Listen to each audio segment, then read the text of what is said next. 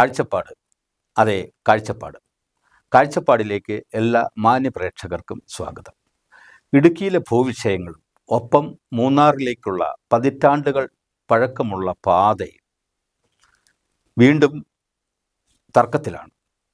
സങ്കീർണമാവുന്ന ഭൂവിഷയങ്ങളും നിർമ്മാണ പ്രവർത്തനങ്ങളും സത്യത്തിൽ ഇടുക്കി ജില്ലയെ കുറച്ചൊന്നുമല്ല പിന്നോട്ടടിക്കുന്നത്. ഭൂവിഷയങ്ങളെ സംബന്ധിച്ചുള്ള സങ്കീർണത വീണ്ടും മീഡിയ നെറ്റ് ചർച്ച ചെയ്യുന്നു. ഇന്നിപ്പോൾ ഈ വിഷയവുമായി ബന്ധപ്പെട്ട് ചർച്ചയ്ക്കെത്തിയിരിക്കുന്നത് ശ്രീ PM ബേബി. അദ്ദേഹം വ്യാപാരി വ്യവസായി ഏകോപന സമിതിയുടെ ജില്ലാ വൈസ് പ്രസിഡന്റ്, ഒപ്പം തന്നെ അടിമാലി യൂണിറ്റിൻ്റെ പ്രസിഡന്റ് കൂടിയാണ്. സ്വാഗതം സാർ. നമസ്കാരം. ഭൂപതിവ് ചട്ടത്തിൻ്റെ ഭേദഗതിയുമായി ബന്ധപ്പെട്ട് വളരെ സങ്കീർണമായ വിഷയത്തിലേക്ക് കടക്കുകയാണ്. നമുക്കതിൻ്റെ പിന്നാലെ അങ്ങോട്ട് ചോദിക്കാം. അതിനു മുമ്പ് NHുമായി ബന്ധപ്പെട്ട്, നമ്മുടെ നാഷണൽ ഹൈവേയുമായി ബന്ധപ്പെട്ട് കഴിഞ്ഞ വാരങ്ങളിൽ വലിയൊരു പരിഹാരം ഉണ്ടാകുമെന്ന് തന്നെയായിരുന്നു പ്രതീക്ഷ. കോടതിയിൽ നിന്ന് അങ്ങനെ ഒരു ഇടപെടൽ വരുമെന്നായിരുന്നു. പക്ഷേ ഒരു സത്യവാങ്മൂലത്തിൽ തട്ടിത്തിരിഞ്ഞ് സത്യത്തിൽ അത് വീണ്ടും വല്ലാതെ ജനങ്ങളെ ദ്രോഹിക്കുന്ന പരിപാടിയിലായി മാറുകയാണ്. എന്താണ് സത്യത്തിൽ സംഭവിച്ചത്? യഥാർത്ഥത്തിൽ ഇത് ഒരു ഗവൺമെൻറ്റിൻ്റെ നയം വ്യക്തമാക്കുന്ന ഒരു കാര്യം കൂടിയായിട്ടാണ് ഞാൻ കാണുന്നത്. കാരണം 2024 മെയ് മാസം 24-ാം തീയതിയാണ് 100 അടി വീതിയിൽ ഉള്ള സ്ഥലം റവന്യൂ ഭൂമിയാണ്, അത് പൊതുമരാമത്ത് വകുപ്പിൻ്റെ കൈവശമാണുള്ളത് എന്ന് ബഹുമാനപ്പെട്ട കേരള ഹൈക്കോടതി വിധി പറഞ്ഞത്. Kiran Siju versus state of Kerala എന്ന് പറയുന്ന കേസിലാണ്. അങ്ങനെ ഒരു വിധി ഉണ്ടായി കഴിഞ്ഞതിന് ശേഷം അതിനു മുമ്പ് ഉണ്ടായിരുന്ന വളരെ വർഷങ്ങളായി, ഏതാണ്ട് 4 പതിറ്റാണ്ട് മുമ്പാണ് ദേശീയപാത 49 എന്ന പേരിൽ നമുക്കൊരു ദേശീയപാത ഉണ്ടാകും എന്നുള്ള സ്വപ്നം നമുക്കുണ്ടായത്. അങ്ങനെ ഒരു പേരിലൊരു ദേശീയപാത പ്രഖ്യാപിക്കുകയും ചെയ്തു. പക്ഷെ അത് എന്തുകൊണ്ടോ പലവിധ കാരണങ്ങൾ കൊണ്ട്, അത് കാരണങ്ങൾ മറ്റൊന്നുമല്ല, വനം വകുപ്പുകാരുടെ നിഷേധാത്മക സമീപനം കൊണ്ട് തന്നെയാണ് എന്നാണ് നമ്മൾ വിചാരിക്കുന്നത്.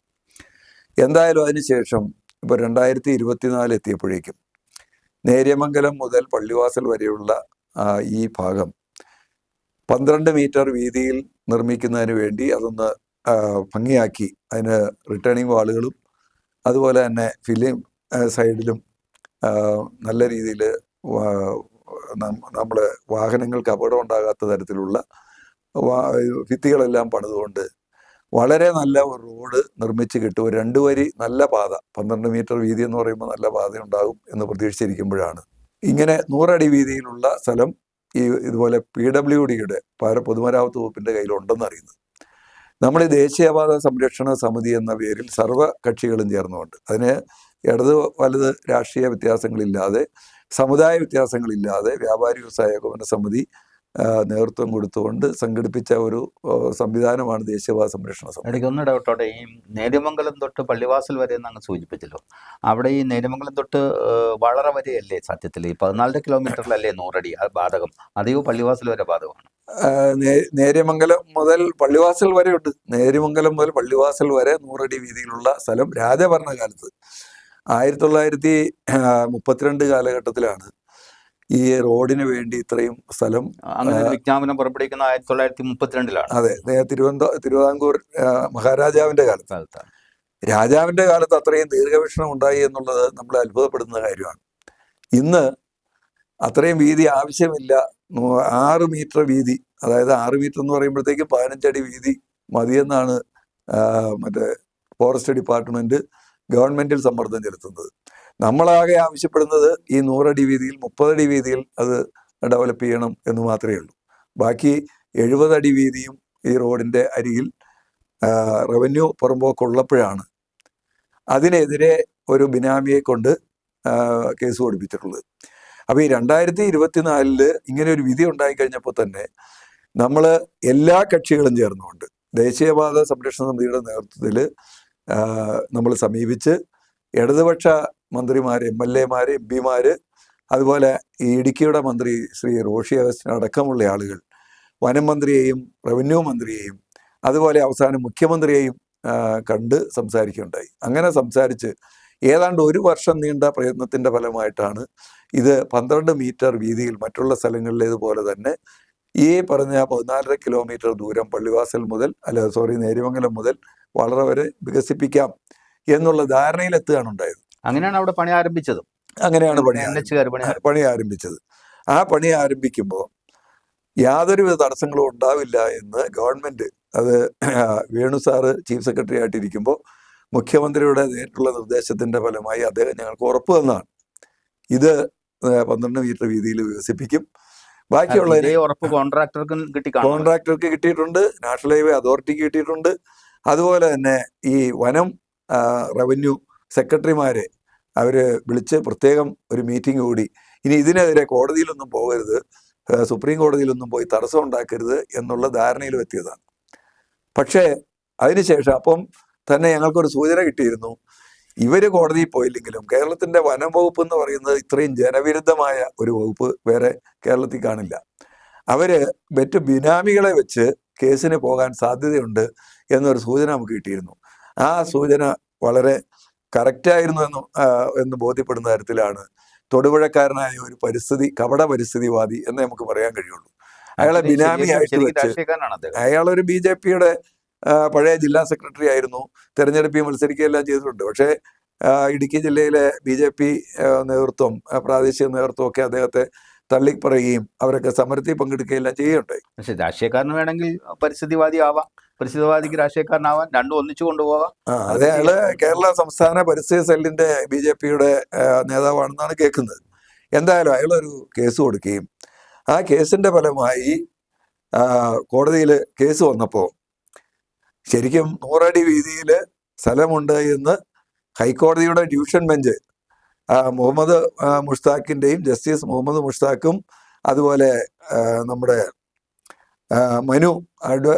ജസ്റ്റിസ് മനുവും ചേർന്നാണ് ഈ വിധി പുറപ്പെടുവിച്ചത്. അതിനുശേഷം അജിത് ജാംദർ എന്ന് പറയുന്ന പുതിയ ചീഫ് ജസ്റ്റിസ് വന്നപ്പോഴാണ് പുതിയ കേസ് വരുന്നത്. അദ്ദേഹം പറഞ്ഞു ഇത് എന്താണെന്നുള്ള എല്ലാവർക്കും നോട്ടീസ് അയച്ചു. ഗവൺമെന്റിന് വേണ്ടി അഡീഷണൽ ചീഫ് സെക്രട്ടറി, അദ്ദേഹത്തിന് വനത്തിൻ്റെ ചാർജ് കൂടിയുള്ള ആളാണ്, ജ്യോതിലാൽ എന്ന് പറയുന്ന ആള്, അദ്ദേഹം ഗവൺമെന്റിന്റെ നയത്തിന് വിരുദ്ധമായി ഈ ഭാഗം വനമാണ്, അതുകൊണ്ട് വനം എന്നുള്ള നിലയിൽ പരിഗണിച്ചുകൊണ്ടുള്ള റോഡ് നിർമ്മാണം മാത്രമേ നടപ്പാക്കാൻ കഴിയുകയുള്ളൂ എന്നുള്ള സത്യവാങ്മൂലം കൊടുക്കുകയാണ്. അങ്ങനെ വീണ്ടും അപ്പോൾ ഹൈക്കോടതിയെ സംബന്ധിച്ച് കേരള ഗവൺമെന്റിന്റെ സ്റ്റാൻഡ് അത് മാത്രമേ ഹൈക്കോടതിക്ക് ചെയ്യാൻ പറ്റുള്ളൂ. അതുകൊണ്ട് ഇത് ആ നിലയിൽ മാത്രമേ നിർമ്മിക്കാൻ പറ്റുള്ളൂ, അനുമതി വാങ്ങി. കോടതി എപ്പോഴും എവിഡൻസും തന്നെയല്ല ഇത്തരം കാര്യങ്ങൾ എപ്പോഴും പരിഗണിക്കുമല്ലോ. സർക്കാരിന് വേണ്ടിയിട്ട് ഒരു ചീഫ് സെക്രട്ടറി അല്ലെങ്കിൽ അഡീഷണൽ ചീഫ് സെക്രട്ടറി ഇങ്ങനെ പറയുമ്പോൾ കോടതി ഒരു പക്ഷേ അത് പഠിക്കട്ടെ എന്ന് പറയുകയോ അല്ലെങ്കിൽ നീട്ടിവെക്കുകയോ ചെയ്യും. അതാണ് സംഭവിച്ചത്. ആ നിലയിൽ റോഡിന്റെ നിർമ്മാണം അപ്പം തന്നെ, അത് രാവിലെ വിധി ഉണ്ടാകുന്നു, ആ സമയത്ത് തന്നെ വാട്സപ്പ് മെസ്സേജുകളും അതുപോലെ ഫോൺ കോളുകളും വഴി തന്നെ NHAIയുടെ ഉദ്യോഗസ്ഥന്മാർക്കും അതുപോലെ കോൺട്രാക്ടർക്കും എല്ലാം നിർദ്ദേശം വന്നു ഹൈക്കോടതിയിൽ നിന്ന് പെട്ടെന്ന് നിർത്തിവെക്കാൻ.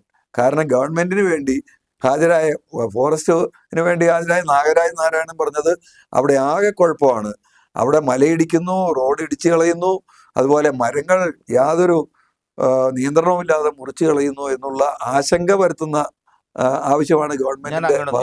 ഇതിനോടകം തന്നെ പലയിടങ്ങളിലും പാതി വഴിയിൽ എത്തിയിരുന്നല്ലോ നിർമ്മാണ പ്രവർത്തനങ്ങൾ. തീർച്ചയായിട്ടും ഇത് ഈ വഴി ഉഷാറായിട്ട് നല്ല രീതിയിൽ ആ വഴിയുടെ പണി നടന്നുകൊണ്ടിരിക്കുമ്പോഴാണ് ഈ ഉത്തരവ് വരുന്നത്. അവിടെ മുറിച്ച് നീക്കാൻ വേണ്ടി ദുരന്ത നിവാരണ സമിതി ചെയർപേഴ്സൺ കൂടിയായിട്ടുള്ള ജില്ലാ കളക്ടർ ഉത്തരവിട്ട 682 മരങ്ങൾ, അതിനകത്ത് 400 മാത്രമേ മുറിക്കാൻ പറ്റുള്ളൂ. അപ്പോഴേക്കും മരങ്ങൾ മുഴുവൻ മുറിച്ച് നശിപ്പിക്കുകയാണെന്ന് പറഞ്ഞുകൊണ്ടാണ് ഇയാൾ കോടതിയിൽ വാദിച്ചത്. ഏതായാലും കോടതി ഉടനെ നിർത്തിവെക്കാൻ പറഞ്ഞു. ഉടനെ തന്നെ ഫോറസ്റ്റ് ഉദ്യോഗസ്ഥന്മാർ റോഡിലേക്ക് ഇറങ്ങി. അവർ 100 കണക്കിന് ഫോറസ്റ്റ് ഉദ്യോഗസ്ഥന്മാർ വരുന്നു, മരത്തിൻ്റെ അളവെടുക്കുന്നു, അതുപോലെ തന്നെ വാഹനങ്ങളുടെ, അവിടെ പണിതുകൊണ്ടിരുന്ന വാഹനങ്ങളുടെ വിവരങ്ങൾ ശേഖരിക്കുന്നു, ഉദ്യോഗസ്ഥന്മാരുടെ കോൺട്രാക്ടറുടെ വിവരങ്ങൾ ശേഖരിക്കുന്നു. അവരെല്ലാം ജീവനും കൊണ്ട് ഓടി. കാരണം അവരുടെ ഉപകരണങ്ങൾ, ലക്ഷക്കണക്കിന് രൂപയുടെ ഉപകരണങ്ങളും ആളുകളും അവിടെ പണിയെടുക്കുകയാണ്. ആ ആളുകളെല്ലാം ഒരു ജീവനം കൊണ്ട് ഓടി എന്ന് പറയാം ആ പ്രദേശത്ത് നിന്ന്. അല്ല, ഇത് കളക്ടറുടെ പ്രത്യേക ഉത്തരവ് മുഖേനയാണല്ലോ അത് ചെയ്തത്.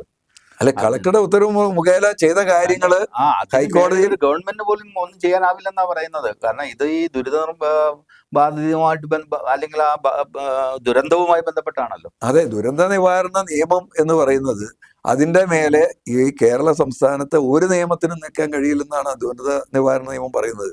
പക്ഷെ ആ ഉത്തരവിനെ പോലും പുല്ലുവില കൽപ്പിച്ചുകൊണ്ടാണ് വനം വകുപ്പ് ഉദ്യോഗസ്ഥന്മാർ ഈ നിലപാടുമായിട്ട് ഇറങ്ങിയത്. ഏതായാലും ഇപ്പോൾ വഴിയാകെ പൊട്ടിപ്പൊളിഞ്ഞ് നാശമായി. അതിനുശേഷം നമ്മൾ വീണ്ടും ഗവൺമെന്റിനെ സമീപിക്കുന്നു, എല്ലാ മന്ത്രിമാരെയും സമീപിക്കുന്നു, അഡ്വക്കേറ്റ് ജനറലിനെ സമീപിക്കുന്നു. അങ്ങനെ എല്ലാ തരത്തിലും ഈ ജില്ലയിലെ നേതാക്കന്മാരെ അടക്കം നമ്മൾ കണ്ടെങ്കിലും അവരൊക്കെ ഉടൻ കൊടുക്കും എന്ന് പറയുന്നതല്ലാതെ ഈ വിധി പറഞ്ഞ ജഡ്ജി ഒരു കാര്യം കൂടി പറഞ്ഞു.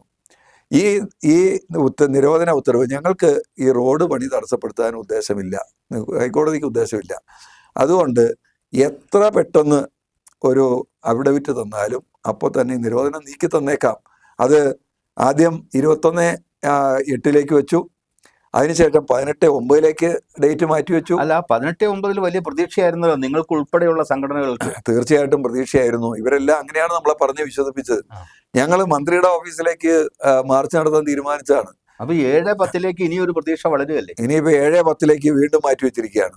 ഒരു പ്രതീക്ഷയും നമുക്ക് തോന്നുന്നില്ല. കാരണം കൊടുക്കാനായിരുന്നെങ്കിൽ ഈ സമയം കൊണ്ട് കൊടുക്കാമായിരുന്നു. ഗവൺമെന്റിന് അങ്ങനെ ഒരു ഉദ്ദേശമുണ്ടെങ്കിൽ ഏതെങ്കിലും ഒരു ഉദ്യോഗസ്ഥൻ ഗവൺമെന്റ് നയത്തിനെതിരായി ഒരു ഹൈക്കോടതിയിൽ ഒരു റിപ്പോർട്ട് കൊടുത്താൽ ആ ഉദ്യോഗസ്ഥനെ അവിടുന്ന് പിരിച്ചുവിടണ്ടേ? അല്ലെങ്കിൽ അയാൾക്കെതിരെ നടപടി സ്വീകരിക്കണ്ടേ? ഗവൺമെന്റ് നയമിതില്ല എന്ന് പറയാൻ ബാധ്യത. അങ്ങേരോട് വിശദീകരണമെങ്കിലും ചോദിക്കണമല്ലോ, അത് ആദ്യമേ ചോദിക്കേണ്ടതായിരുന്നല്ലോ. അത് മാത്രമല്ല സാറേ, ഇതിന്റെ അവസ്ഥ എന്താണ്? 1932 ഈ റോഡ് അനുവദിക്കുമ്പോൾ വനവിജ്ഞാപനം 1895 ഉണ്ടായെന്ന് പറയുന്നു. അത് തിരുവിതാംകൂർ രാജാവ് കൊടുത്ത വിജ്ഞാപനമാണ്, വിളംബരമാണ്. ആ മലയാറ്റൂർ റിസർവ് പ്രഖ്യാപിച്ചു. അതിനുശേഷം അത് റിവോക്ക് ചെയ്തു. 1932 റോഡിന് സ്ഥലം അനുവദിക്കുമ്പോൾ ഈ മറ്റൊരു ദിവാൻ ഇതേ സ്ഥലത്ത് യാതൊരുവിധ ഇടപെടലുകളും വനംവകുപ്പിൻ്റെതായിട്ടോ ഒന്നും ഉണ്ടാകാൻ പാടില്ലെന്ന് പറഞ്ഞുകൊണ്ട് വേറെ വിജ്ഞാപനം ഇറക്കി. അതിന് 1970 നടന്ന റീസർവേ സ്കെച്ചുകളും സർവേ നമ്പറുകളും എല്ലാത്തരം റവന്യൂ ഭൂമിയാണ് എന്ന് തെളിയിക്കുന്ന എല്ലാ രേഖകളും കൈവശം ഇരിക്കുകയാണ് ഗവൺമെന്റിന്റെ. ഈ കാര്യങ്ങൾ ഇത്രത്തോളം എത്തി നിൽക്കുകയാണല്ലോ. കാരണം സത്യവാങ്മൂലം കഴിഞ്ഞ 18-ാം തീയതി കൊടുത്തില്ല, അത് വീണ്ടും എക്സ്റ്റെൻഡ് ചെയ്യപ്പെട്ടു. ഒരു 7-ാം തീയതി വരെ അതിന് സമയമുണ്ടെന്ന് ബഹുമാനപ്പെട്ട ഹൈക്കോടതി പറഞ്ഞിരിക്കുന്നു. അപ്പോൾ ഇനിയും അതിനകത്ത് പ്രതീക്ഷയില്ലെന്ന് നിങ്ങൾ പറയുന്നു. അങ്ങനെയാവുമ്പോൾ ഈ ഭരണകക്ഷിയുമായി ബന്ധപ്പെട്ട പ്രസ്ഥാനത്തിന് എന്താണ് അവരുടെ നിലപാട്? അവരുടെ നിലപാട് ഇതെല്ലാം പറയുന്ന നമ്മൾ വെറുതെ ആശങ്ക പടർത്തുകയാണെന്നുള്ള നിലപാടാണല്ലോ അവർക്കുള്ളത്. അതേ ഈ വിഷയത്തിലും ഈ വിഷയത്തിലും എല്ലാം അങ്ങനെ തന്നെയാണ്. വെറുതെ ആശങ്ക പടർത്തുകയാണ്. ഇപ്പൊ തന്നെ ആശങ്ക നമുക്കുണ്ട്. എന്താണ് ആശങ്ക? ആ വഴി കൂടി ഇപ്പൊ യാത്ര ചെയ്യാൻ പറ്റാത്ത സ്ഥിതിയായി. അല്ല, അങ്ങനെ പറ്റാത്ത ഒരു അവസ്ഥയിലേക്ക് നീളുകയാണത്. കാരണം പലയിടങ്ങളും വല്ലാതെ പൊട്ടിപ്പൊളിഞ്ഞിരിക്കുന്നു. പ്രത്യേകിച്ച് നമ്മൾ ആദ്യം സൂചിപ്പിച്ച റാണിക്കല്ല് വളവ് കഴിഞ്ഞ് കയറി വരുന്ന കുറച്ചിടങ്ങ് പോരുന്ന ഭാഗങ്ങളിലൊക്കെ ആകെ പ്രശ്നമായിരിക്കുന്നു. അല്ലേ, ഈ വഴി പണിക്ക് വേണ്ടിയിട്ട് വളരെ കുറച്ച് ഭാഗത്ത് മണ്ണിടിക്കുകയും ആ മണ്ണിടിച്ച ഭാഗത്തെല്ലാം മരങ്ങൾ നിൽക്കുകയും ആ മരങ്ങൾ വെട്ടിത്തീരുന്നതിന് മുമ്പേ തന്നെ ഇവര് നിരോധനം കൊണ്ടുവരികയും ചെയ്തതോടുകൂടി ഇപ്പൊ അവിടെ വലിയ അപകടാവസ്ഥയാണ് നിൽക്കുന്നത്. മറ്റൊരു പ്രചരണം നടക്കണ്ടല്ലോ, അങ്ങയുടെ ശ്രദ്ധയിൽപ്പെട്ട് കാണാം. ഇത് കരാറുകാർ പുതുക്കി കിട്ടുന്നതിന് വേണ്ടിയിട്ടും കോടിക്കണക്കിന് രൂപ ഇതിലൂടെ ലാഭം ഉണ്ടാക്കുന്നതിന് വേണ്ടിയിട്ട് മനഃപൂർവ്വമായി ഉണ്ടാക്കുന്ന ഒരു ഒത്തുകളിയാണെന്നൊക്കെ പറഞ്ഞൊരു പ്രചരണം നടക്കണ്ട. അതൊക്കെ വെറും പ്രചാരണമായിട്ടേ നമുക്ക് തോന്നുന്നുള്ളൂ. കാരണം അങ്ങനെ നമുക്ക് പറയാൻ കഴിയണമെങ്കിൽ ഗവൺമെന്റ് ആയ നിലപാട് സ്വീകരിച്ച് ഹൈക്കോടതിയിൽ നിന്ന് അത് ആ കോടതി ഉത്തരവ് കൊടുത്തതിന് ശേഷം അയാൾ ആ കാര്യത്തിൽ പണിയുന്നില്ല, കോൺട്രാക്ടർ ആ കാര്യത്തിൽ ശ്രദ്ധിക്കുന്നില്ലെങ്കിൽ നമുക്ക് പറയാൻ കഴിയും. ഇത് ഊർജിതമായി പണി നടന്നുകൊണ്ടിരിക്കുന്ന സമയത്തല്ലേ നിരോധനം വരുന്നത്. അത് അവരെന്ത് പഴിച്ചു? അവരെക്കുറിച്ച് നമുക്കിപ്പം തൽക്കാലം പറയാനുള്ള യാതൊരു ആക്ഷേപവും പറയാനുള്ള ഒരു തെളിവും ആരെടുത്തില്ല. ഇത് വെറുതെ ആക്ഷേപമായിട്ട് ഉന്നയിക്കാം എന്ന്. അങ്ങനെയൊക്കെ എന്ന് തോന്നുന്നു ഇത്രയും കാലത്തെ ഒരു അനുഭവത്തിന്റെ വെളിച്ചത്തിൽ ശരിക്കും വനം വകുപ്പിന്റെ ഒരു നയം കൊണ്ട് സംഭവിക്കുന്നതാണോ, അതെയോ അതിൽ ചില ഉദ്യോഗസ്ഥന്മാരുടെ ദുർവാശി കൊണ്ട് സംഭവിക്കുന്നതാണോ? അത് എനിക്ക് തോന്നുന്നത് വനം എന്ന് പറയുന്നത് വനം വകുപ്പ്, കേന്ദ്ര പരിസ്ഥിതി മന്ത്രാലയം ഹൈക്കോടതിയിൽ ഹാജരായി പറഞ്ഞത് ഈ ഭാഗത്തിന്റെ ആ സ്ഥലത്തിന്റെ ഭൂമിയുടെ സ്റ്റാറ്റസ് തീരുമാനിക്കേണ്ടത് കേരള സർക്കാരാണെന്ന് അവർ പറഞ്ഞു. അപ്പൊ അവരുടെ ഭാഗത്ത് യഥാർത്ഥത്തിൽ കേന്ദ്ര വനം പരിസ്ഥിതി മന്ത്രാലയത്തിന്റെ ഭാഗത്ത് കുഴപ്പമുണ്ടെന്ന് നമുക്ക് പറയാൻ കഴിയില്ല. പക്ഷെ ഇവിടെ ചില ഉദ്യോഗസ്ഥന്മാര് ജില്ലാ കളക്ടർ ഉത്തരവിട്ടിട്ട് പോലും മരം മുറിക്കാൻ തയ്യാറായില്ലല്ലോ.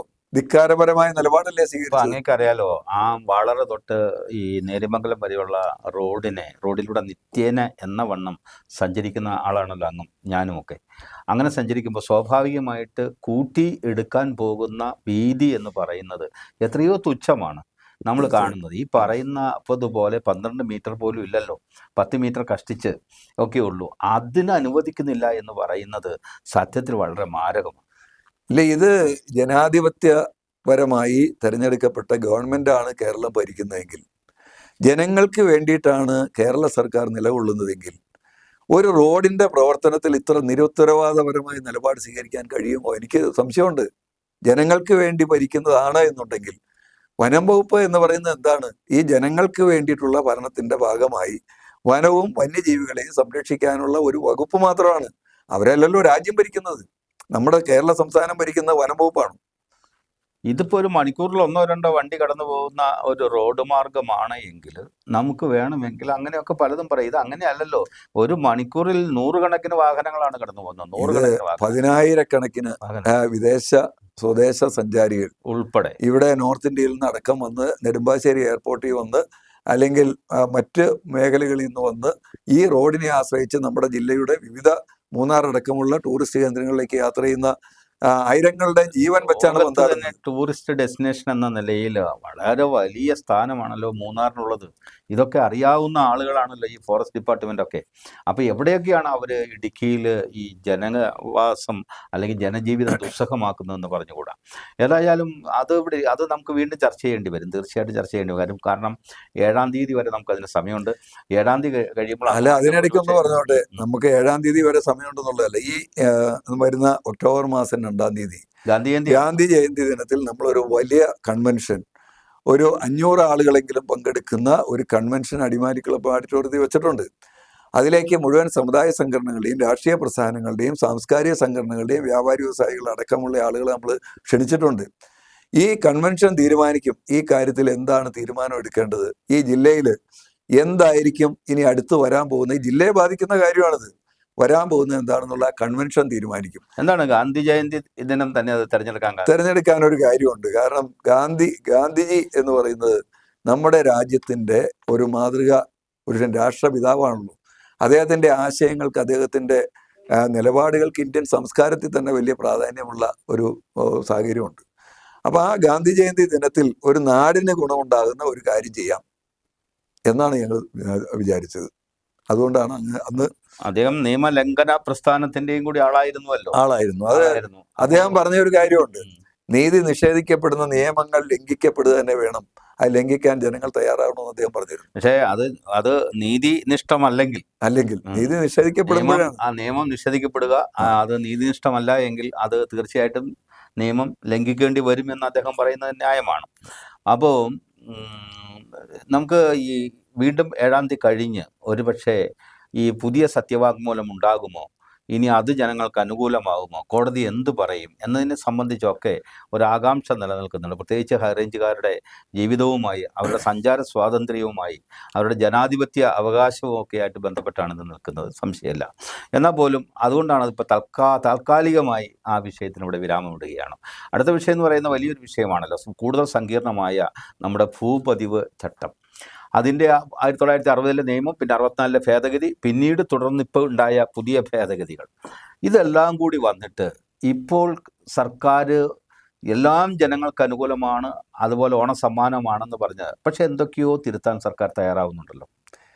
ഇത് ഓണസമ്മാനമാണ്, അല്ലെങ്കിൽ ഇത് ജനങ്ങൾ കഴിഞ്ഞ 6 പതിറ്റാണ്ടായി ആഗ്രഹിക്കുന്ന കാര്യമാണ് നടപ്പിലാക്കിയത് എന്ന് പറയുന്നവരെ സംബന്ധിച്ച്, അല്ലെങ്കിൽ അത് ഏറ്റുപറയുന്നവരെ സംബന്ധിച്ച് സഹതാപം മാത്രമേ ആ കാര്യത്തിലുള്ളൂ. കാരണം വേറൊന്നും ആയിട്ടല്ല, യാഥാർത്ഥ്യങ്ങൾ ഇങ്ങനെ വളച്ചൊടിക്കുക. ഗീബൽസിന്റെ തന്ത്രം എന്ന് പറയും. ഗീബൽസ് ഹിറ്റ്ലറുടെ മന്ത്രിയായിരുന്നല്ലോ.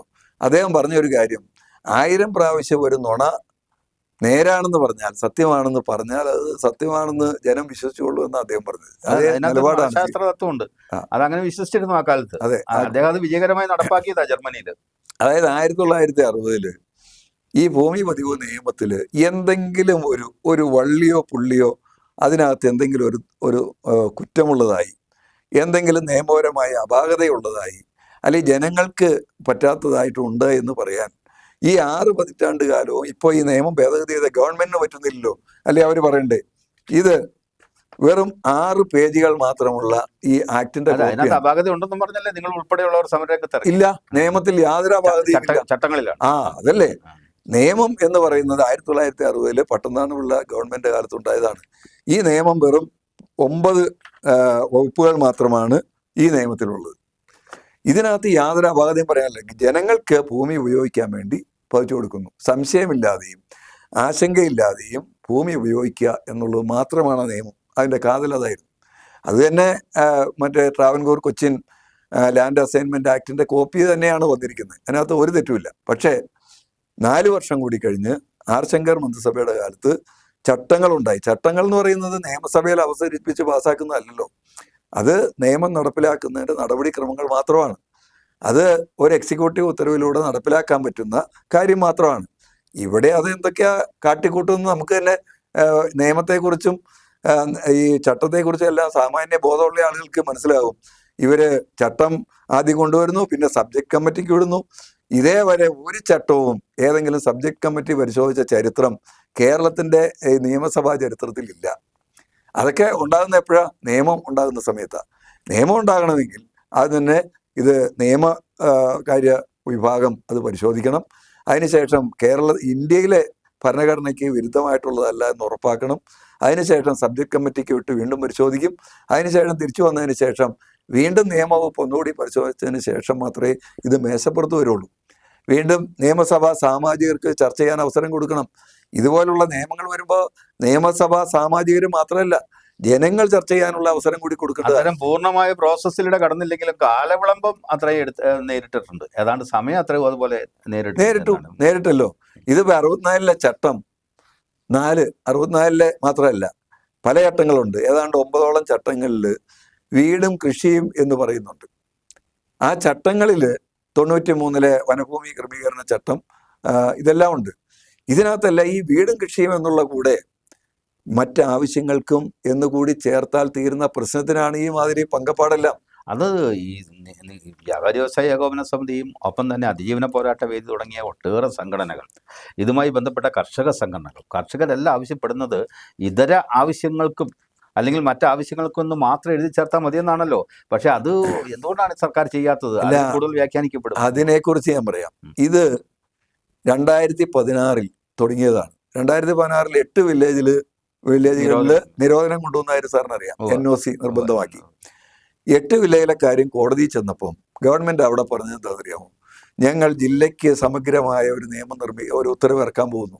അങ്ങനെ കോടതിയിൽ നിന്ന് 1 മാസം സാവകാശം വാങ്ങിച്ചു. 2022/8/2019 ഇറങ്ങിയ ഉത്തരവ് കേട്ടാൽ നിങ്ങൾ ഞെട്ടും, ജനം ഞെട്ടും. എന്തായിരുന്നു ഉത്തരവ്? ഇടുക്കി ജില്ലയിലെ കൊമേഴ്സ്യൽ ബിൽഡിങ്ങുകൾ, അതായത് വീടല്ലാത്ത കെട്ടിടങ്ങളെല്ലാം സർക്കാർ പിടിച്ചെടുത്തു പാട്ടത്തിന് കൊടുക്കും. ഇതായിരുന്നു ആ ഉത്തരവ്. റവന്യൂ പ്രിൻസിപ്പൽ സെക്രട്ടറി, ഇന്നത്തെ ചീഫ് സെക്രട്ടറി ആയിട്ടിരിക്കുന്ന അദ്ദേഹമാണ് ആ ഉത്തരവിറക്കിയത്. മുഴുവൻ കൊമേഴ്സ്യൽ കെട്ടിടങ്ങളും, അതായത് ഷോപ്പുകൾ, അതുപോലെ വലിയ ഗോഡൗണുകൾ, അതുപോലെ വീടല്ലാതെ എന്ത് നിർമ്മിച്ചിട്ടുണ്ടോ പെട്രോൾ പമ്പുകൾ അടക്കം എല്ലാം പിടിച്ചെടുത്ത് പാട്ടത്തിന് കൊടുക്കും എന്നാണ് ആ ഉത്തരവ്. അതിനുശേഷം അതിനൊരു ഇളവ് കൊണ്ടുവന്നു. ഇളവ് എന്തായിരുന്നു അറിയാമോ? 1500 സ്ക്വയർ ഫീറ്റ് വരെയുള്ള കെട്ടിടം ഭാഗം നിങ്ങൾക്ക് തരാം. 2 കണ്ടീഷനുണ്ട്. ആ 2 കണ്ടീഷനിൽ ഒന്ന്, നിങ്ങളുടെ ഉപജീവന മാർഗം ഈ കെട്ടിടം മാത്രമായിരിക്കണമെന്ന് നിങ്ങൾ തെളിയിക്കണം. രണ്ടാമത്തെ കാര്യം, കേരള സംസ്ഥാനത്ത് മറ്റെവിടെയും നിങ്ങൾക്ക് ഭൂമിയില്ല എന്ന് തെളിയിക്കണം. ഈ 2 നിബന്ധനകൾ ഉണ്ടെങ്കിൽ 1500 സ്ക്വയർ ഫീറ്റ് നിങ്ങൾക്ക് സ്വന്തമായി തരാം. അതായത് ഇന്ത്യൻ ഭരണഘടന അനുസരിച്ച് നമ്മൾ പണിയെടുത്തുണ്ടാക്കുന്ന പൈസ കൊണ്ട്, ബിസിനസ് ചെയ്തുണ്ടാക്കുന്ന പൈസ കൊണ്ട് സ്വത്ത് സമ്പാദിക്കാനുള്ള ഇന്ത്യയിലെ മനുഷ്യന്റെ പൗരാവകാശം വെച്ചുകൊണ്ടുണ്ടാക്കിയ ആ സ്വത്ത് പിടിച്ചെടുക്കുമെന്ന് പറഞ്ഞ് ഉത്തരവിറക്കിയ ഗവൺമെന്റായത്. തന്നെയല്ലെന്നേ, ഒരാളുടെ പേരിൽ പട്ടയ സ്ഥലത്തല്ലേ ഈ കെട്ടിടം പണിതിരിക്കുന്നത്? പട്ടയ സ്ഥലത്തുനിന്ന് മാത്രമല്ല സാറേ, എല്ലാ നിയമങ്ങളും പാലിച്ച് പണിത കെട്ടിടങ്ങൾ, പെർമിറ്റ് എടുത്ത് പണിത കെട്ടിടങ്ങൾ. അതിന് ഈ പണിത സമയത്ത് GST ഇനത്തിൽ ലക്ഷക്കണക്കിന് രൂപ, 28% നികുതി ഈ മെറ്റീരിയൽസിന്. വൺ ടൈം ടാക്സ് എന്ന് പറഞ്ഞൊരു വിഭാഗം, അത് വേറെ ലേബർ ടാക്സ്, ലേബർ ഓഫീസുമായി ബന്ധപ്പെട്ട് വേറെ.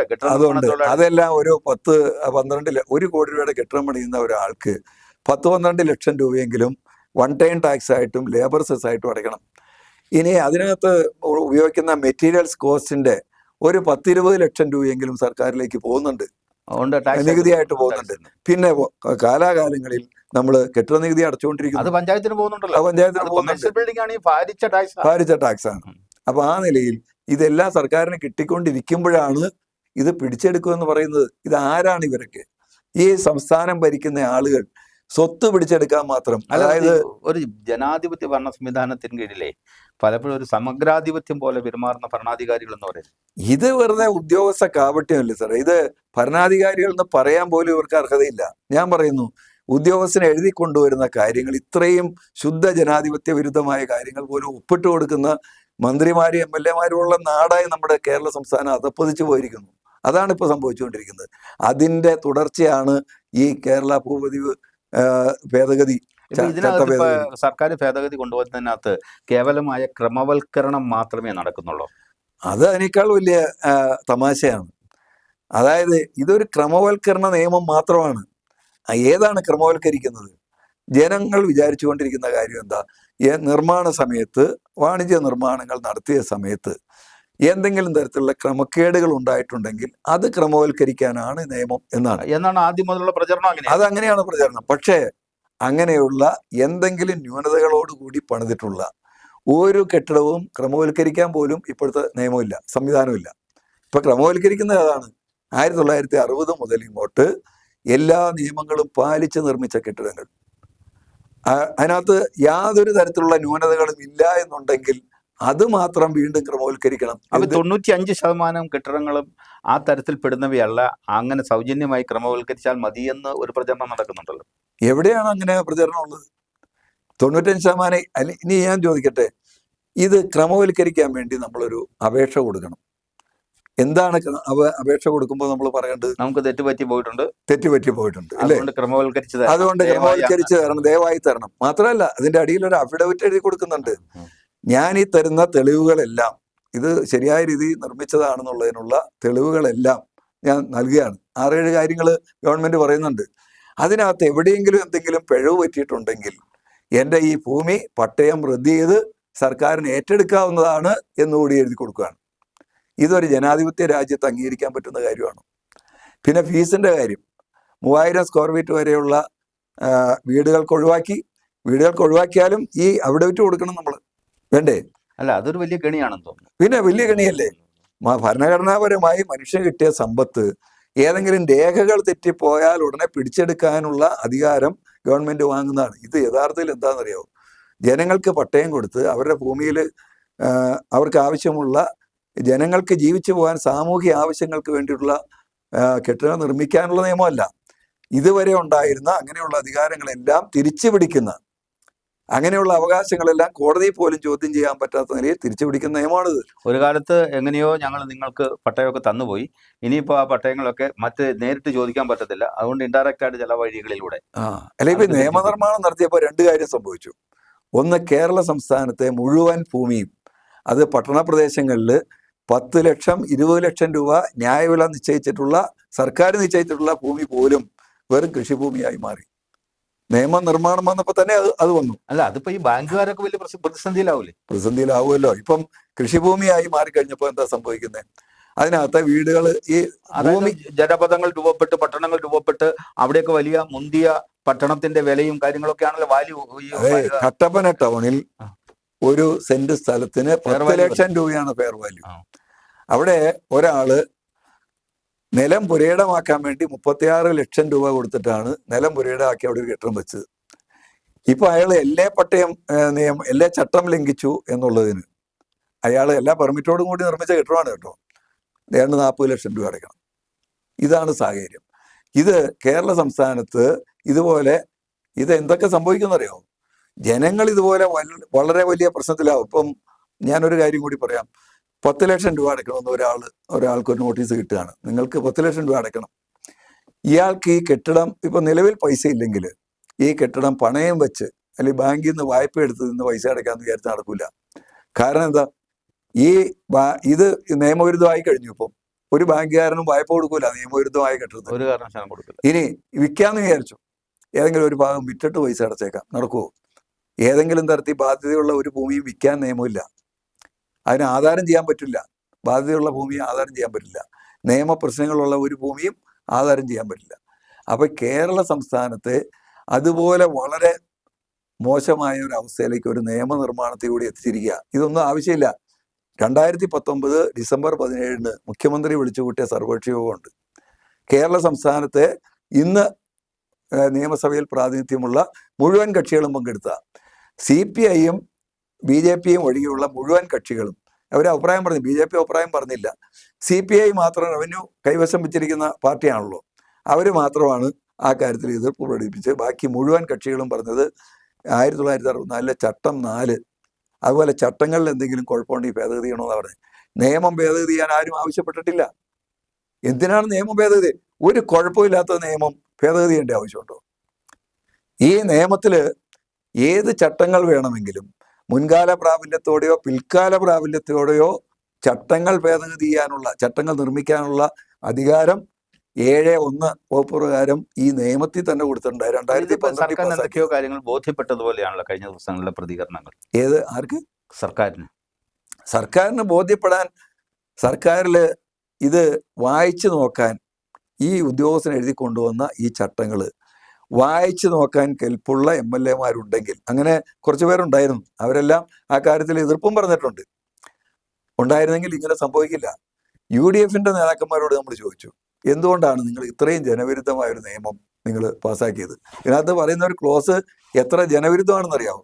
അതായത് നിങ്ങൾ ഇതുപോലെ ഏതെങ്കിലും നിർമ്മാണത്തിന് വേണ്ടിയിട്ട് അപേക്ഷിച്ചാൽ ഗവൺമെന്റിന് ബോധ്യപ്പെടുന്ന പക്ഷം അത് അനുവദിക്കാമെന്ന് പറഞ്ഞിരിക്കുക. അത് ഉപജീവന മാർഗവുമായി ബന്ധപ്പെട്ടു നിങ്ങളുടെ ജീവനോപാധി ആണ് എങ്കിൽ മാത്രം. അതെ, ഇതൊക്കെ ആര് നിശ്ചയിക്കണം? കേരള സംസ്ഥാനത്ത്, ഇന്ത്യ രാജ്യത്തിന്റെ ഒരു ഭാഗമാണല്ലോ കേരളം. അപ്പൊ എന്താണ് നമ്മുടെ ജീവനോപാധി? ഒരു മുക്കാങ്കട ചെയ്ത് ജീവിക്കുക അവര് തീരുമാനിക്കും. എന്ന് പറഞ്ഞാൽ പാവങ്ങളെ പാവങ്ങളാക്കി നിലനിർത്താനോ അല്ലെങ്കിൽ അതിനേക്കാൾ താഴത്തേക്ക് കൊണ്ടുപോകാനോ എങ്ങനെ കഴിയും എന്ന് ഗവേഷണം നടത്തുന്ന ആളുകളാണ് ഇതുപോലൊരു നിയമം നിർമ്മിച്ചത്. ഇനി ഗവൺമെന്റിന് പൈസ ഉണ്ടാവും. ഇപ്പോൾ ഈ പറഞ്ഞ ഒരാളും പൈസ അടയ്ക്കരുതെന്ന് ഞങ്ങൾ ആഹ്വാനം ചെയ്തിരിക്കുക. ഒരാളും പൈസ അടയ്ക്കരുത്. കാരണം അടുത്ത ഗവൺമെന്റ് വരുമ്പോഴെങ്കിലും, ഇനി ഒരു ഗവൺമെന്റ് മാറി വന്നാലെങ്കിലും ഈ കാര്യം ഭരണഘടനാ വിരുദ്ധമാണെന്നുള്ള നൂറുകണക്കിന് ആയിരക്കണക്കിന് കേസുകൾ കോടതിയിൽ എത്താൻ പോവുക. അങ്ങനെ വരുമ്പോൾ ഇത് ഭരണഘടനാ വിരുദ്ധതയുണ്ട്. ഈ കാര്യത്തിൽ സ്റ്റാമ്പ് ആക്ടിന്റെ ലംഘനമുണ്ട്, പ്രോപ്പർട്ടി ആക്ടിന്റെ ലംഘനമുണ്ട്. നമുക്ക് സ്വത്തും ഉണ്ടാക്കാനും അത് കൈവശം വയ്ക്കാനും അത് വികസിപ്പിക്കാനും ഒക്കെ ഉള്ള അവകാശങ്ങൾ ഭരണഘടന നൽകുന്നുണ്ട്. അതിൻ്റെ എല്ലാം ലംഘനമുണ്ട്. ഇത് കോടതി ചോദ്യം ചെയ്യപ്പെടും. അങ്ങനെ വരുമ്പോൾ ഈ പൈസ അടയ്ക്കാൻ പോയാൽ അത് അവര് അവതാളത്തിലാവുന്നു, അല്ലാതെ യാതൊരു തരത്തിലും ആവശ്യമില്ല. മറിച്ച് ഇനി ആരെങ്കിലും തിരിച്ചു വന്നാൽ, ഇപ്പോൾ UDF നേതാക്കന്മാരും ഒക്കെ പറയാൻ തുടങ്ങിയിട്ടുണ്ട്, അവർ വന്നാൽ ഇത് പിൻവലിക്കാൻ പോവുകയാണ്. അവർക്ക് കാര്യങ്ങൾ ഇപ്പോഴും ബോധ്യപ്പെട്ടിട്ടുണ്ട്. അവർക്ക് ബോധ്യപ്പെട്ടിട്ടുണ്ട്. അവരെ പത്രങ്ങളിൽ കഴിഞ്ഞ ദിവസം വന്ന ലേഖനങ്ങൾ മറ്റേ പ്രതിപക്ഷ നേതാവിൻ്റെയും അതുപോലെ തന്നെ അഡ്വക്കേറ്റ് അശോകൻ നല്ല ലേഖനം എഴുതിയിട്ടുണ്ടായിരുന്നു. ദീപികയിൽ കേരള കോൺഗ്രസിന്റെ ലേഖനം വന്നിട്ടുണ്ട്. കേരള കോൺഗ്രസ് ഭരണത്തിലിരിക്കുന്ന പാർട്ടിയാണ്. അതിന്റെ ജനറൽ സെക്രട്ടറി ഇതിനെതിരായിട്ട് ലേഖനം എഴുതിയിട്ടുണ്ട്. ഇത് ഞാൻ പറയുന്നത് ജനങ്ങൾക്ക് വേണ്ടിയിട്ടുള്ള നിയമമാണെങ്കിൽ ഇപ്പം നിയമങ്ങൾ മാറേണ്ടി വരും. കാരണം കാലാനുസൃതമായി ജനങ്ങൾ പുരോഗമിച്ചുകൊണ്ടിരിക്കുക, സമൂഹം പുരോഗമിക്കുക, അതിൻ്റെതായ ആവശ്യങ്ങൾ വേണ്ടി വരും. ആ സമയത്താണ് നമുക്ക് ഈ വ്യാപാരി വ്യവസായ ഏകോപന സമിതി ഇറക്കിയിരിക്കുന്ന നോട്ടീസ് ഉണ്ടല്ലോ, അത് വളരെ സമഗ്രമാണല്ലോ. അത് ഏതൊരാൾക്കും വായിച്ചാൽ മനസ്സിലാകുന്ന തരത്തിൽ ആദ്യം ഹൈലൈറ്റ് ചെയ്തുകൊണ്ടുള്ള കുറച്ച് പോയിന്റ്സ്, അതിനുശേഷം അതിനെ സ്പഷ്ടീകരിച്ചുകൊണ്ടുള്ള വളരെ മനോഹരമായി തന്നെ ഏതൊരാൾക്കും മനസ്സിലാകുന്ന രീതിയിൽ എഴുതിയിട്ടുണ്ട്. അത് സത്യത്തിൽ അതിന് എല്ലാ മേഖലയിലും ആ നോട്ടീസ് വിതരണം ചെയ്യാൻ കഴിഞ്ഞിട്ടുണ്ടോ? എല്ലാ മേഖലയിലും എത്തിയിട്ടുണ്ടോ എന്ന് ചോദിച്ചാൽ ഞങ്ങളൊരു 20,000-ഓളം നോട്ടീസ് ഈ ജില്ലയിൽ വിതരണം നടത്തിയിട്ടുണ്ട്. 6 കേന്ദ്രങ്ങളിൽ, അടിമാലി, നെടുങ്കണ്ടം, കട്ടപ്പന, അതുപോലെ തന്നെ മറ്റേ കുമ്മളി തുടങ്ങിയിട്ടുള്ള പല പ്രദേശങ്ങളിലായി ഞങ്ങൾ 6 മേഖലാ കൺവെൻഷനുകൾ നടത്തി ഈ കാര്യം അവതരിപ്പിക്കേണ്ടായി. തിരുവനന്തപുരത്ത് നമ്മൾ ഈ സമിതിയൊക്കെ ആയിട്ട് വളരെ വളരെ നല്ല ബന്ധം സൂക്ഷിക്കുന്ന ആളാണല്ലോ ഇപ്പം നമ്മുടെ ഇടുക്കിയുടെ മന്ത്രി റോഷി അഗസ്റ്റിൻ. അദ്ദേഹത്തിന്റെ നിലപാട് എന്ത് പറയുന്നു? അദ്ദേഹവുമായി പല പ്രാവശ്യം നമ്മൾ കണ്ടു, സംസാരിച്ചു. പക്ഷെ അദ്ദേഹത്തിന്റെ സംസാരത്തിൽ നമുക്ക് മനസ്സിലാകുന്ന ഒരു കാര്യം, അദ്ദേഹം പറയുന്നത് ഇതെല്ലാം ശരിയാകും എന്നാണ് അദ്ദേഹം പറയുന്നത്. എങ്ങനെ ശരിയാകും എന്നുള്ള കാര്യത്തിന് അദ്ദേഹത്തിന് വിശദീകരണമില്ല. ഞങ്ങൾ സംസാരിച്ചപ്പോഴൊക്കെ ഇത് വളരെ ചെറിയ ഒരു ശതമാനം ആളുകളെ ബാധിക്കുന്ന ഒരു കാര്യമായിട്ട് അദ്ദേഹം പറയുന്നത്. കേരളത്തിലെ 3 കോടി പട്ടയ ഉടമകളെ, 3 കോടി തണ്ടപ്പേർ നമ്പറുകളെ ബാധിക്കുന്ന കാര്യം അത്. അല്ല, അതിനകത്ത് എന്ത് ന്യായമാണുള്ളത്? കേരളത്തിലെ ഒരു ചെറിയ ശതമാനത്തെ ബാധിക്കുന്നു എന്ന് പറഞ്ഞാൽ അത് ഒരു ഭരണകർത്താക്കൾക്ക് അതിനകത്ത് കൈ കഴുകി മാറി നിൽക്കാൻ പറ്റുമോ? അല്ല, ഞാൻ ഒരു ചോദിക്കുന്നത് ശതമാനം പോയിട്ട് ഒരാളെ ബാധിക്കുന്ന കാര്യത്തിൽ ഭരണകർത്താക്കൾക്ക് ഉത്തരവാദിത്തമില്ല. അവിടെയാണ് കാര്യം. നിയമപരമായി അല്ലെങ്കിൽ മനുഷ്യന്റെ ഭരണഘടനാപരമായ അവകാശങ്ങൾ ആർക്കെങ്കിലും നിഷേധിക്കപ്പെട്ടാൽ അതിനെതിരെ നിലപാടെടുക്കേണ്ട രാഷ്ട്രീയ നേതാക്കന്മാരാണ് ഈ കാര്യം പറയുന്നത്. വളരെ ചെറിയൊരു ശതമാനം ആളുകൾ കുറെ പൈസ അടയ്ക്കട്ടെ, ഇതിങ്ങനെ പറ്റിപ്പോയില്ലേ, ഇങ്ങനെ ഒരു നിയമം കൊണ്ടുവന്നു പോയില്ലേ എന്നൊക്കെ ചോദിച്ചു കഴിഞ്ഞാൽ അതിനെന്താണ് മറുപടി പറയാൻ കഴിയുക? അതും അടക്കട്ടെ എന്ന് പറഞ്ഞാൽ 1924 വരെയല്ലേ ഇതും പരിധി നിശ്ചയിച്ചത്? 1924 ജൂൺ മാസം 7-ാം തീയതിക്ക് മുമ്പുള്ള നിർമ്മിതികൾ മാത്രമേ ഉള്ളൂ. ഇനി പകുതി പണി പൂർത്തിയാക്കി നിർത്തിയിട്ടുള്ള, അപ്പൊ ഇനി വരാനിരിക്കുന്നതിന് എന്ത് ചെയ്യും? ഇനി ഒരു 6 വർഷത്തെ പഴക്കം വരും. അതിന് ഇപ്പം അടുത്ത ഈ 2024 വരെ വരാൻ എന്താ കാര്യമെന്ന് അറിയാമോ? 2023 സെപ്റ്റംബർ മാസത്തിൽ തന്നെ അതാകേണ്ടതാ. കാരണം ഞങ്ങള് കുറെ ആളുകൾ പോയി, ഏകോപന സമിതിയും ഉണ്ടായിരുന്നു, വേറെ കുറെ കർഷക സംഘടനാ നേതാക്കന്മാരും കൂടി ഗവർണറെ കണ്ടു പറഞ്ഞു. ആര്യം മുഹമ്മദ് ഖാനായിരുന്നു, അദ്ദേഹത്തോട് പോയി പറഞ്ഞു ഈ നിയമത്തിൽ ഒപ്പിടരുത്. ഞങ്ങൾ അന്ന് പറഞ്ഞപ്പോൾ ഞങ്ങളെ രാഷ്ട്രീയവാദികൾ വലിയ രക്ഷിക്കാൻ വേണ്ടി കൊണ്ടുവന്ന നിയമം ഒപ്പിടരുതെന്ന് പോയി പറഞ്ഞു, വലിയ പാതകം ചെയ്തെന്നൊക്കെയാണ് പറഞ്ഞത്. പക്ഷെ ഇന്ന് ജനം ഇത് കാര്യങ്ങൾ മനസ്സിലാക്കിക്കൊണ്ടിരിക്കുക. ഇത് വലിയ കുഴപ്പത്തിലേക്ക്, ഗവൺമെന്റും കുഴപ്പത്തിൽ പോകും. പക്ഷെ എന്നാലും ജനം മനസ്സിലാക്കുന്നത് വളരെ സാവകാശമാണ് അല്ലേ? ഒരു ജനാധിപത്യ സംവിധാനത്തിൽ അങ്ങനെ നടക്കുള്ളൂ. ജനാധിപത്യ സംവിധാനത്തിൽ എന്ന് പറഞ്ഞാൽ അവരെ പ്രത്യക്ഷമായി ബാധിക്കുമ്പോൾ മാത്രമേ അവർക്കത് മനസ്സിലാവൂ. അതുവരേക്ക് കാത്തിരുന്നാൽ ഈ നെയ്യാറ്റിൻകര താലൂക്കില് ഒരു മനുഷ്യൻ ഒരു മർഡർ കേസ് വന്നിട്ടുണ്ടായിരുന്നു. വളരെ ശ്രദ്ധിക്കേണ്ട കാര്യമാണ്. ആ മർഡർ കേസ് അന്വേഷിച്ച് ചെന്നപ്പോൾ കാറിനകത്ത് കഴുത്തറുത്ത് മരിച്ച നിലയിൽ ഒരു ബോഡി കിട്ടുന്നു. അന്വേഷിച്ച് ചെന്നപ്പോൾ അദ്ദേഹം ഒരു ക്രഷർ യൂണിറ്റ് നടത്തിയിരുന്ന ആളാണ്, എംസാൻഡ് യൂണിറ്റ്. അദ്ദേഹത്തിന് അതിൻ്റെ കൊലപാതകി ആരാണെന്ന് കണ്ടുപിടിച്ച് ചെന്നപ്പോഴാണ് അയാൾ തന്നെയാണ്, ഈ മരണപ്പെട്ട ആൾ തന്നെ കൊട്ടേഷൻ കൊടുത്തിട്ടാണ് അയാൾ മരിച്ചത്. ആലോചിച്ച് നോക്കണം. 1.5 കോടി രൂപയോളം മുടക്കി ഒരു എംസാൻഡ് യൂണിറ്റ് നടത്തിയിരുന്ന ആളാണ്. അതിനുശേഷം ദീപു എന്നാ പേര്, നെയ്യാറ്റിൻകര താലൂക്കിൽ പള്ളിച്ചൽ വില്ലേജിലാണ്. ഇദ്ദേഹം മറ്റേ HDFC ബാങ്കിൽ നിന്ന് 3 കോടി രൂപ കൂടി ലോൺ എടുത്ത് ഇതൊന്ന് വികസിപ്പിച്ചു. അതിനുശേഷം 6 മാസമായിട്ടേ നടത്താൻ പറ്റുള്ളൂ. അപ്പോഴേക്കും ഇതിൻ്റെ ലൈസൻസ് പുതുക്കേണ്ട സമയമായി. ചെന്നപ്പോൾ ലൈസൻസ് പുതുക്കി കൊടുക്കൂല. എന്താ കാര്യം? ചട്ടവിരുദ്ധമാണ് ഈ ഭൂമിയിലെ ഈ ക്രഷർ യൂണിറ്റ്. എന്താ കാര്യം എന്നറിയോ? റബ്ബർ കൾട്ടിവേഷന് കൊടുത്ത ഭൂമിയായിരുന്നു ഇത്. അത് മനസ്സിലാക്കിയ വഴി അദ്ദേഹം കാണാവുന്ന ആളുകളെ മുഴുവൻ പോയി കണ്ടു, ഉദ്യോഗസ്ഥന്മാരെ കണ്ടു, നേതാക്കന്മാരെ കണ്ടു. ഇവിടെ ഈ കർഷക സംഘടനകളുടെ നേതാക്കന്മാരെ അദ്ദേഹം വിളിച്ചു. ഇതെന്തെങ്കിലും മാർഗമുണ്ടോ? അവസാനം ജീവിക്കാൻ മാർഗമില്ല, ഞാൻ അവസാനം മരിക്കാൻ കൊട്ടേഷൻ കൊടുത്തു. അങ്ങനെ ഈ പട്ടയ നിയമത്തിന്റെ രക്തസാക്ഷി എന്ന് വേണമെങ്കിൽ പറയാം അദ്ദേഹത്തെ. എന്തൊരു ദുരന്തമാണ് കേരളം അഭിമുഖീകരിക്കുന്ന ഏറ്റവും വലിയ ദുരന്തം ഈ നിയമ ഭേദഗതിയായിരിക്കും, യാതൊരു സംശയവും വേണ്ട. അപ്പൊ ഈ കാര്യത്തിൽ എന്തൊക്കെയോ ഒരു മാറ്റത്തിന് സർക്കാർ തയ്യാറാണ്. ഇത് ഉദ്യോഗസ്ഥന്മാർക്ക് കൈക്കൂലി വാങ്ങിക്കാൻ, ഇടനിലക്കാരായി നിൽക്കുന്ന ആളുകൾ കൈക്കൂലി മേടിക്കാനും, ഇപ്പൊ വളരെ കഷ്ടത്തിലായി നിൽക്കുന്ന സർക്കാരിന്റെ ഖജനാവിലേക്ക് കുറെ പണം എത്തിക്കാനും ഉള്ള ശ്രമമാണ് ഉദ്യോഗസ്ഥന്മാർ സ്വാഗതം ചെയ്യുന്നുണ്ട്. എന്തോ പുതിയ ഭേദഗതിയുമായി ബന്ധപ്പെട്ട് ചില മാറ്റങ്ങൾ വരുന്നു എന്നൊരു സൂചന വരുന്നുണ്ട്. എന്ത് മാറ്റം വന്നാൽ ഈ നിയമം പിൻവലിച്ച്, ഞാനൊരു കാര്യം പറയാം, ഈ നിയമ ഭേദഗതി എന്ന് പറയുന്നത് അനാവശ്യമായിരുന്നു. 1960 നിയമത്തിന് യാതൊരു കുഴപ്പമില്ല. അത് പിൻവലിക്കുക, ചട്ടം മാത്രം ഭേദഗതി ചെയ്യുക. അങ്ങനെ വരുമ്പോൾ യാതൊരു അപേക്ഷയും കൊടുക്കണ്ട. മുൻകാല പ്രാബല്യത്തോടെ ഇത് ക്രമവൽക്കരിക്കുന്നു എന്ന് സർക്കാർ ഉത്തരവിറക്കിയാൽ മനുഷ്യന്റെ കയ്യിൽ ഭൂമി കൈവശ രേഖകളുള്ള, അവന്റെ സ്വന്തമായെന്ന് തെളിയിക്കാനുള്ള ഏതെങ്കിലും രേഖകൾ കയ്യിലുള്ള ആളുകൾക്കെല്ലാം ഇത് ക്രമവൽക്കരിച്ച് കിട്ടും. തീർച്ചയായിട്ടും വളരെ സങ്കീർണമായൊരു വിഷയമാണിത്. ഈ ഭൂവിഷയം കേരളത്തിൽ പെട്ടെന്ന് തീരുന്നില്ല എന്നുള്ളത് സത്യമാണ്. കേരളത്തിൻ്റെ മാത്രമല്ല, ഇടുക്കിയിൽ പ്രത്യേകിച്ച് ജനങ്ങളെല്ലാം ആശങ്കയിലുമാണ്. ഇനി നമുക്ക് ഇത് തുടരേണ്ടി വരും. കാരണം പെട്ടെന്ന് നിർത്താൻ കഴിയുന്ന ഒരു ചർച്ചയല്ല ഇടുക്കിയിലെ ഭൂവിഷയങ്ങൾ. നിർമ്മാണ നിരോധനം പോലുള്ള വലിയ പ്രശ്നങ്ങൾ നിലനിൽക്കുകയാണ്. അപ്പോൾ ഇത് ഒന്നിനൊന്ന് സങ്കീർണമാവുകയും ചെയ്യും. അപ്പോൾ നമ്മളെ സംബന്ധിച്ചിടത്തോളം ഇപ്പോൾ സമയത്തിൻ്റെ പരിമിതി മൂലമാണ് നമ്മളിവിടെ അവസാനിപ്പിക്കുന്നത്. അങ്ങേക്ക് ഇനിയും പറയാനുണ്ട് എന്ന് എനിക്കറിയാം. വീണ്ടും മറ്റൊരു അവസരത്തിലാകാം. തീർച്ചയായിട്ടും ഇങ്ങനെ ചില കാര്യങ്ങൾ, പ്രത്യേകിച്ച് ജനങ്ങൾക്കറിയില്ലാത്ത കാര്യങ്ങൾ വളരെ വിശദമായി പറഞ്ഞതിന് സ്റ്റുഡിയോയിലെത്തിയതിനും വളരെയേറെ നന്ദിയുണ്ട്. ഇടുക്കിയിലെ ഭൂപ്രശ്നങ്ങൾ പോലെ തന്നെയാണ് ചർച്ചകളും.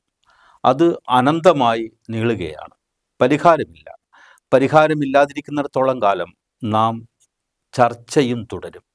ജനങ്ങൾ ഇതെല്ലാം മനസ്സിലാക്കണമല്ലോ. നന്ദി, നമസ്കാരം.